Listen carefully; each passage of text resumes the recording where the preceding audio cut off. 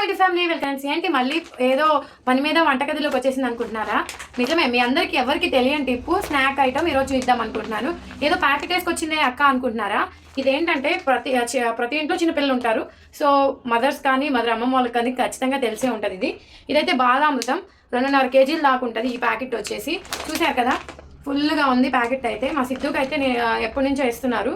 ఈ ప్యాకెట్స్తో మనము బిస్కెట్స్ తయారు చేసుకోవచ్చు. అది ఎలా ఏంటి అని చెప్పేసి చూద్దాం ఈరోజు. ఇంకా మీకు ఏదైనా ఈ ప్యాకెట్తో బాలామృతంలో డిఫరెంట్ ఐటమ్స్ ఏమైనా చేస్తారు అంటే కామెంట్ సెక్షన్లో కామెంట్ చేయండి. చేసి ట్రై చేసి వీడియో అయితే పోస్ట్ చేస్తాను. ఇప్పుడు నాకు తెలిసిన బిస్కెట్స్ని అయితే చేస్తాను. స్నాక్ ఐటమ్గా ఇంట్లో చిన్నపిల్లల దగ్గర నుంచి పెద్దవాళ్ళ వరకు ఎవరైనా తినగలిగేలాగా ఈ బిస్కెట్స్ ఉంటాయి. చాలా టేస్టీగా కూడా ఉంటాయి. చూసేయండి ఎలా ఉంటుంది అని చెప్పేసి. చాలా చిన్న ప్రాసెస్, ఇంట్లో ఉన్న వాటితోనే ఈ బిస్కెట్ తయారు చేసుకోవచ్చు. అండ్ ఎగ్ కూడా వేసుకునే అవసరం లేదు. మనం మామూలుగా బిస్కెట్స్ తయారు చేయాలంటే ఎగ్ వేస్తాం కదా, సో మైదా కానీ ఎగ్ కానీ ఏం అవసరం లేదు. ఇప్పుడు ఎలా తయారు చేసుకుంటానో ప్రాసెస్లోకి వెళ్ళిపోదాం రండి. బిస్కెట్కి మనం పిండి ఏదైతే కలుపుకుంటామో దానికి కావాల్సినవి మెయిన్గా అయితే బాలామృతం అండ్ గోధుమ పిండి. దీంట్లో కూడా ఇప్పుడు నేను ఎలా వేస్తానో మీరు చూడండి, నేను చూపిస్తాను. 2 కప్స్ బాలామృతం తీసుకున్నాం అనుకోండి. 2 కప్స్ బాలామృతం తీసుకుంటే 1 కప్ గోధుమ పిండి వేసుకోవాలి. అప్పుడే మంచిగా స్వీట్ సరిపోతుంది. ఇంకా ఎక్స్ట్రా స్వీట్ అనేది యాడ్ చేసుకోవాల్సిన అవసరం ఉండదు. 1 కప్ అయితే గోధుమ పిండి యాడ్ చేస్తున్నాను. ఇప్పుడు చూడండి, ఇదిగోండి, ఇది గోధుమ పిండి. సో ఈ కప్తోనే నేను 2 కప్స్ అయితే బాలామృతం వేసుకున్నాను. 1 కప్పు గోధుమ పిండిని కూడా యాడ్ చేసుకున్నాను. చాలా ఈజీగా ఈ రెసిపీని అయితే మనం తయారు చేసుకోవచ్చు. ఇప్పుడు కొంచెం వాటర్ తీసుకుని మిక్స్ చేస్తే ఎక్కువ వాటర్ కూడా పట్టదు. చూడండి, ఇప్పుడు నేను ఇవి రెండు ఇలా మిక్స్ చేస్తున్నాను. స్వీట్ ఎక్కువగా తినేవాళ్ళు ఇంకా పంచదార పౌడర్ చేసుకుని యాడ్ చేసుకోవచ్చు. బాలామృతంలో మీకు తెలిసే ఉంటుంది ఎక్కువ షుగర్ యాడ్ చేస్తారు కాబట్టి ఇంకా నేనైతే ఎటువంటిది యాడ్ చేయట్లేదు. ఎందుకంటే మా బాబు తినడానికి ఇంకా ఇంట్లో మేమందరం తినడానికి షుగర్ లెస్గా చేసుకుంటున్నాం ఇలాగా. సో ఇలా మిక్స్ చేసేసిన తర్వాత కొంచెం వాటర్ వేసి మిక్స్ చేసేసుకోవాలి.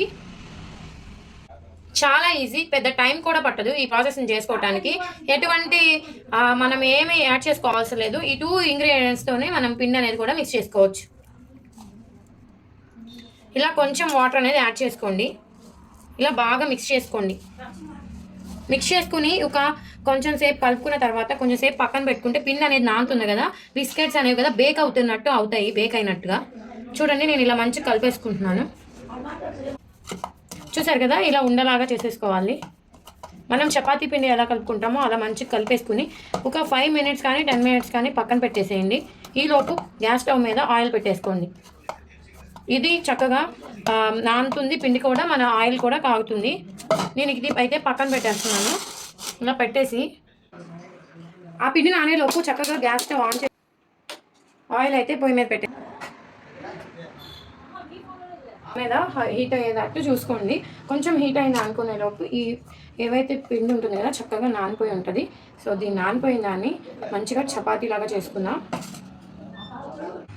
ఇలా ఆ పిండిని తీసుకుని కొంచెం తీసుకుని చపాతీలాగా చేసేసుకోవాలి. చపాతీలా చేసుకున్న దాన్ని మనకి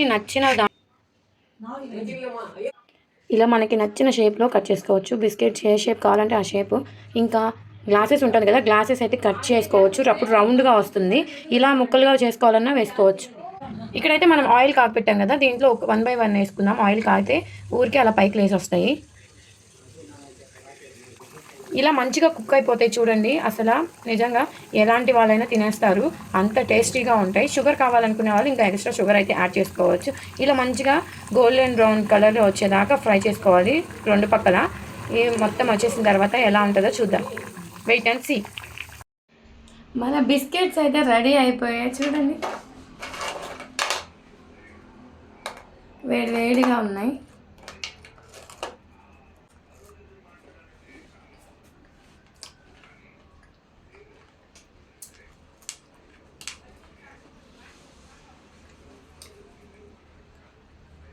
మీరు ఎప్పుడైనా ట్రై చేశారా ఇలాగా?